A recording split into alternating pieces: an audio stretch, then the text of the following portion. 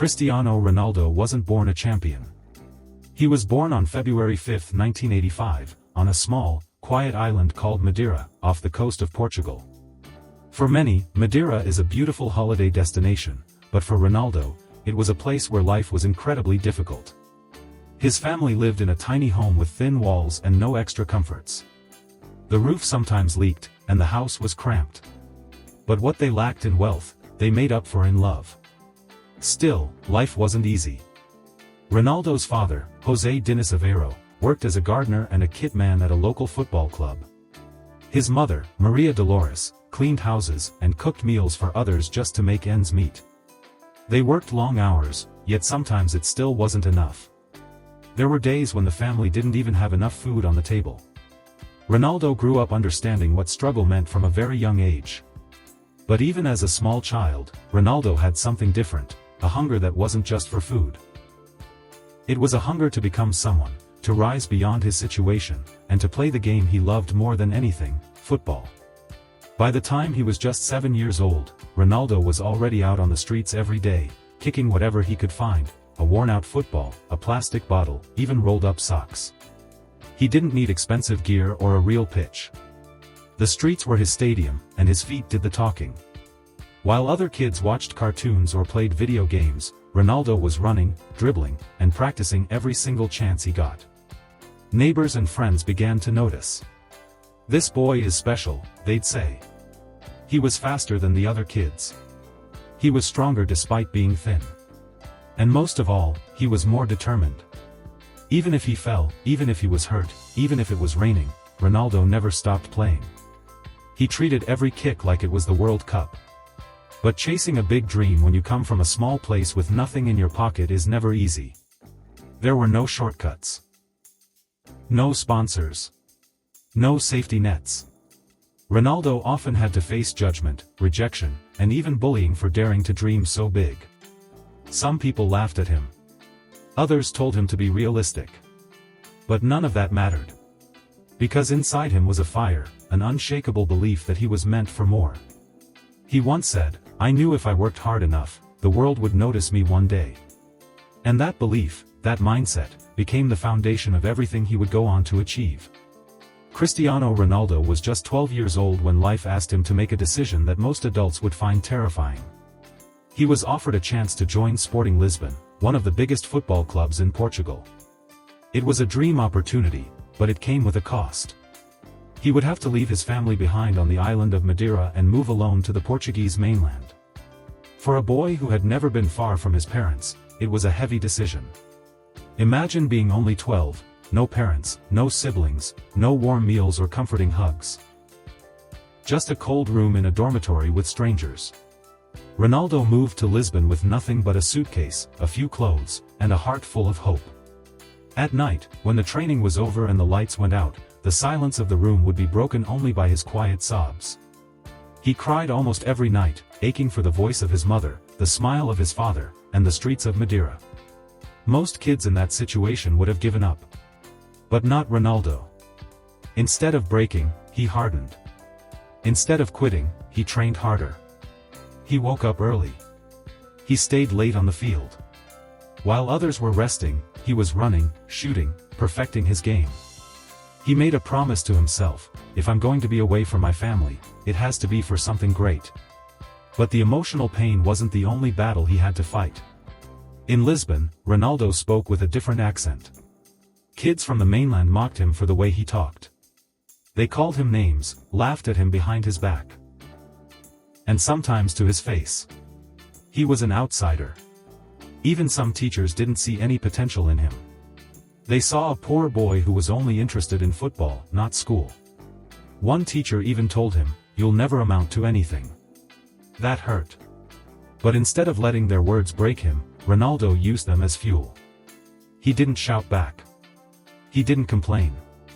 He just worked harder than anyone else. One day, he looked his mother in the eyes and said something that would later become a prophecy. "One day, I'll be the best footballer in the world." She believed him, even when others didn't. That belief, between a mother and her son, became the emotional anchor that kept Ronaldo going through the toughest days. He had no money. No comfort. No guarantees. But he had belief, work ethic, and a fire inside that couldn't be put out. So while others talked, he trained. While others laughed, he focused. And slowly, the boy they ignored started to shine. This was the beginning of Ronaldo's transformation, not just from a boy to a man, but from an outsider, into a future legend. Just when things were starting to look promising, life threw Cristiano Ronaldo another painful test, one that could have ended everything he had worked for. At the age of 15, after years of sacrifices, training, and living far from home, Ronaldo was already showing incredible talent on the pitch. Coaches at Sporting Lisbon could see that he wasn't like the other players. He was faster, stronger, and more focused. It looked like his dream of becoming a professional footballer was finally on the right track. But then, something strange began happening. Ronaldo started feeling unusual during matches and training. His heart would beat too fast, even when he wasn't running. At first, people thought it was stress or overtraining. But when the medical team did some tests, they discovered the truth. He had a condition called racing heart. A type of irregular heartbeat that could be dangerous, especially for an athlete. The doctors sat Ronaldo and his family down and gave them the news no athlete ever wants to hear. He needs surgery, and there's a chance he may never play football again. For most 15-year-olds, that kind of news would have crushed their spirit. Imagine being just a teenager and hearing that the one thing you've built your entire life around, your only escape from poverty, might be gone in a heartbeat. All the years of practice, all the nights away from family, all the dreams, suddenly at risk of disappearing. But Ronaldo didn't panic. He didn't cry. He didn't give up. He agreed to the surgery, even though the risk was real. The operation was delicate, and it required laser treatment to fix the part of his heart that was causing the problem. The doctors told him he would need time to rest and recover. Most people expected him to be away from football for weeks, maybe even months. But just a few days later, Ronaldo shocked everyone. He returned to the training field with the same fire in his eyes. There was no fear. No hesitation. He ran. He kicked. He trained like his life depended on it. Because in many ways, it did. Football wasn't just a sport for Ronaldo, it was his lifeline, his future, his mission. He knew that every second on the field counted. So every injury, every doubt, every moment of pain, he turned it all into fuel. He didn't slow down. He trained harder than ever before. He wasn't just healing his body. He was building his destiny. This heart condition could have ended his story. But instead, it became another chapter in his legend, a chapter that showed the world that Ronaldo wasn't just talented. Cristiano Ronaldo didn't just make it, he dominated the world of football. After all the tears, rejections, surgeries, and lonely nights, his dream became reality. He went on to play for some of the biggest clubs in football history. Manchester United, Real Madrid, Juventus, and then made an emotional return to Manchester United once again. And everywhere he went, records fell like dominoes. At Real Madrid, he became the club's all-time leading goal scorer. He smashed records in the Champions League, scoring the most goals in the competition's history. At Juventus, he became one of the few players to dominate in the English, Spanish, and Italian leagues. No matter where he played, Ronaldo delivered. The pressure was huge, but he thrived in it. He has won 5 Ballon d'Or awards, best player in the world. 5 UEFA Champions League titles. Over 800 career goals, the highest in football history. Countless league titles, cups, and individual honors. But through it all, he never forgot where he came from.